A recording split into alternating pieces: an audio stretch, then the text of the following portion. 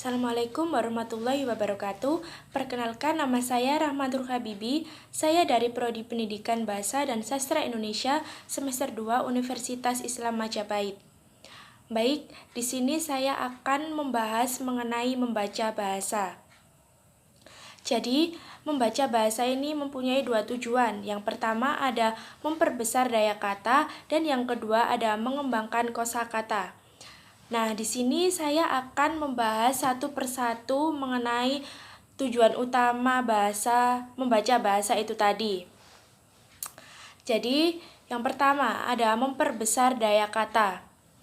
Dalam kegiatan membaca bahasa, untuk memperbesar daya kata, ada beberapa hal yang harus kita ketahui, antara lain ragam-ragam bahasa, mempelajari makna kata dari konteks, bagian-bagian kata, penggunaan kamus, makna-makna varian, idiom, sinonim dan antonim, konotasi dan denotasi, dan juga derivasi.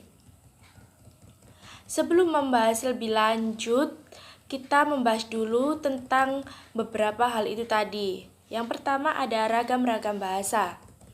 Secara garis besar, ragam bahasa dapat dibedakan menjadi 5, yaitu bahasa formal, bahasa informal, bahasa percakapan, bahasa kasar, dan juga bahasa slang atau slang.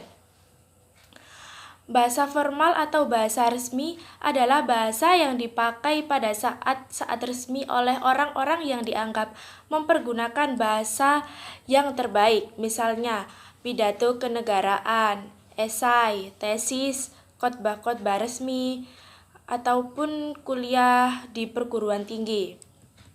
Lalu selanjutnya ada bahasa informal atau bahasa tidak resmi, yaitu bahasa yang digunakan pada situasi-situasi yang tidak resmi.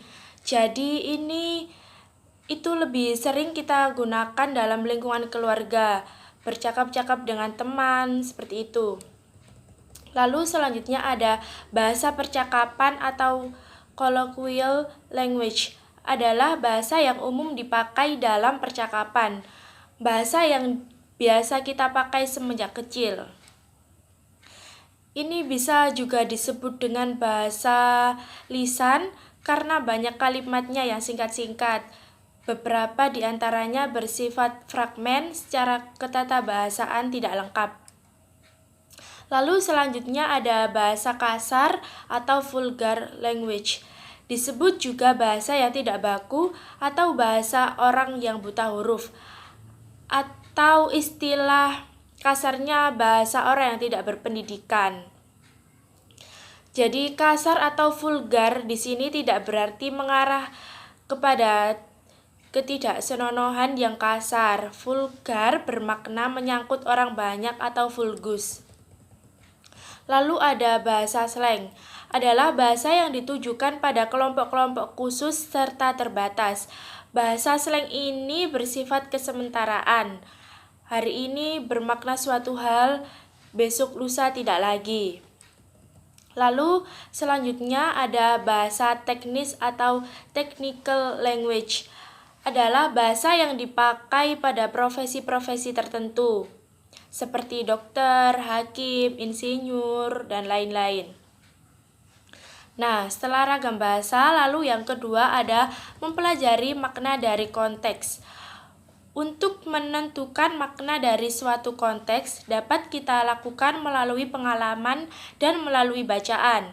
Semakin banyak pengalaman yang kita miliki, semakin banyak pula kosakata kita. Misalnya dengan berkunjung ke suatu tempat yang sebelumnya belum pernah kita datangi atau kunjungi. Dengan banyak membaca, misalnya membaca cerpen, novel, dan lain-lain.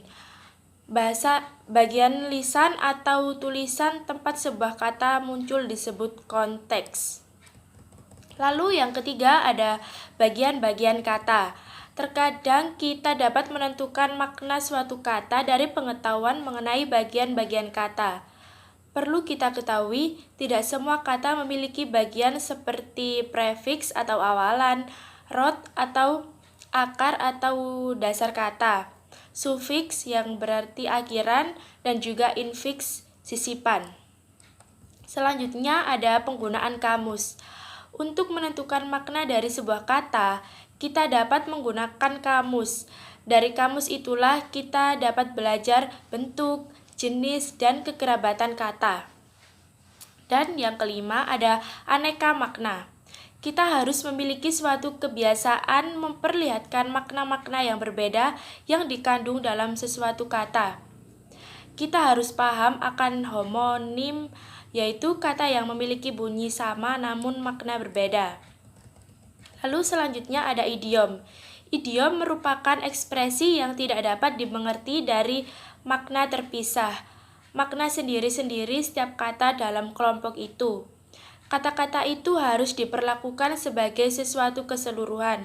Misalnya, buah baju yang artinya kancing baju, dan lain-lainnya. Lalu selanjutnya ada sinonim dan antonim. Sinonim adalah kata-kata yang memiliki makna umum yang sama atau kebersamaan, tetapi berbeda dengan konotasi atau nilai kata. Misalnya saja, meninggal dunia sama dengan wafat, mampus, dan lain-lain. Sedangkan antonim adalah kata-kata yang berlawanan. Misalnya, kaya lawan katanya miskin, pintar lawan katanya bodoh, dan lain sebagainya. Selanjutnya ada konotasi. Konotasi ini cenderung menyentuh hati kita secara mendalam. Banyak kata umum yang mengandung konotasi, namun tidak semua kata memiliki daya konotatif. Misalnya, artikel, konjungsi, dan preposisi. Secara umum ada dua jenis konotasi, yaitu yang pertama konotasi pribadi dan yang kedua konotasi umum. Sehingga setiap kata itu pasti memiliki arti pusat dari arti tambahan, mempunyai denotasi dan konotasi. Nah, kalau denotasi mengacu pada batasan harfiah sesuatu kata kepada makna yang diketahui banyak orang. Sedangkan konotasi mengacu pada segala sesuatu yang disarankan oleh sebuah kata. Lalu selanjutnya ada derivasi kata. Untuk meningkatkan kosakata kita harus memahami derivasi atau asal-usul kata.